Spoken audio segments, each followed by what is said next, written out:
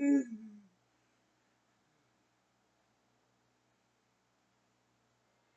long time ago, in a faraway kingdom, there lived a storyteller. He used his experience as a teller of fairy tales, combined with his love of new technology, to tell a classic story of the triumph of good over evil, with memorable characters, told with stunning art and animation. A classic film that has been beloved by generations. Join the celebration as we explore the magic behind the scenes story of Walt Disney's dazzling masterpiece, Sleeping Beauty. It's always a challenge bringing a great story classic to the screen, giving visual form to characters and places that have only existed in the imagination. But it's the kind of challenge we enjoy. Well, Walt had built his feature film output on the cornerstone of Snow White and the Seven Dwarfs. The first feature the studio attempted. It was wildly successful beyond anyone's expectations, but it became sort of the comparison point for everything that followed. Disney began the ambitious plans for his third feature-length animated fairy tale in the early 1950s. Walt assigned a small team to begin adapting the classic fairy tale to the style of a Disney feature. I think it was at least as early as 52. We thought it was real great. It's little gnomes type fairies. It was a whole different type of picture. This early work resulted in a completed storyboard presentation in June of 1952. Walt concluded, however, that this story approach was too similar to past Disney efforts. If the Disney staff returned to the fairy tale, they could not simply duplicate Snow White or Cinderella. Walt took this on, I think, as a special challenge. He wanted to make this film as special and as different as he could. He wanted to make a film that he felt would be the pinnacle of achievement in animation. This fresh approach to Sleeping Beauty would push the boundaries of animation with its distinctive and exquisite art. My gift shall be the gift of beauty.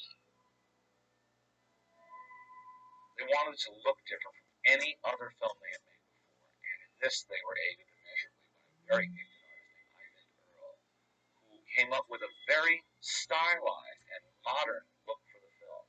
I came to work for Disney's in 1951, more than 10 years after I first tried to get into the studio. Of course, it was the greatest job in the whole world for me, and I remember Walt saying, "Let's see what I can do." In searching for a style for a cartoon feature, many considerations are necessary. For one thing, it must be more than merely pleasing to the eye. The backgrounds must harmonize with the animated characters, as well as fit the mood of the story and the music. Sleeping Beauty is a fairy tale that is supposed to have taken place long, long ago. So we did a great amount of research into medieval painting and architecture before we arrived at the right styling for this picture.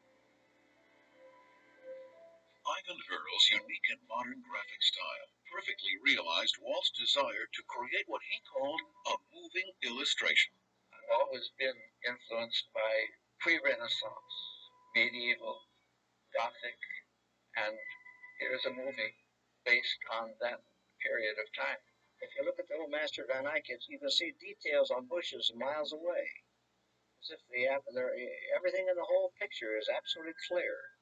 And Ivan felt that way about this. It's a fairy tale. Let's make it like that. You'll notice that all the design in it is absolutely vertical or horizontal.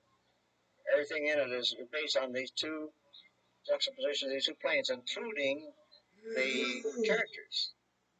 I first started with the old medieval artists and almost everything that was Gothic. The tapestries were perfect examples of how foregrounds ought to be.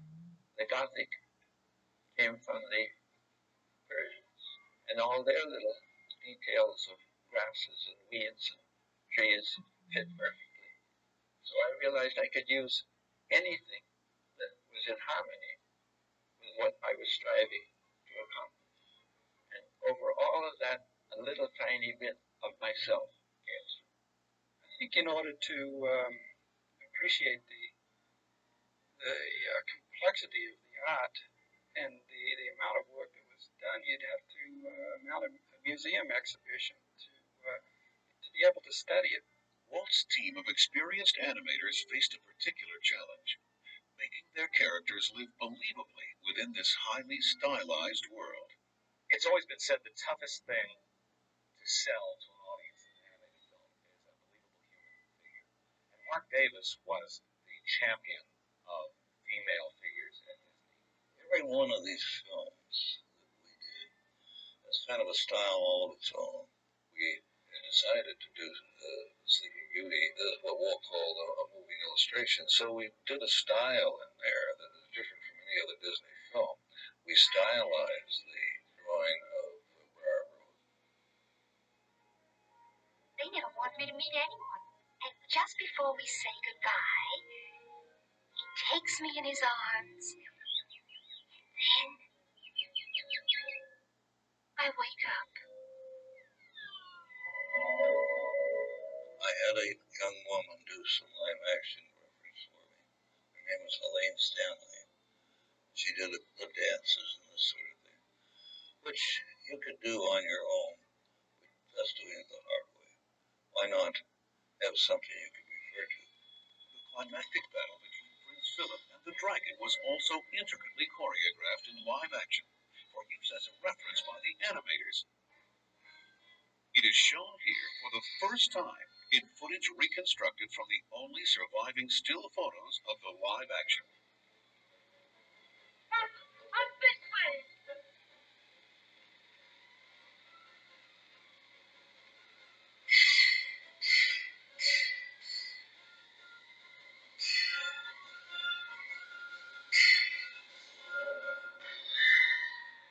Mark Davis commanded the forces of both good and evil in Sleeping Beauty. He also supervised the design and animation of the cruel and elegant Maleficent. I looked through books of the Middle Ages and so on, and I found some figure that was kind of a religious nature, but part of the gown were these kind of medallions of red, and they had a look of flames, and I thought, gee, that's a good idea. And then, since she was kind of evil, I decided, well, the horns of the devil wouldn't hurt, so I put the horns on.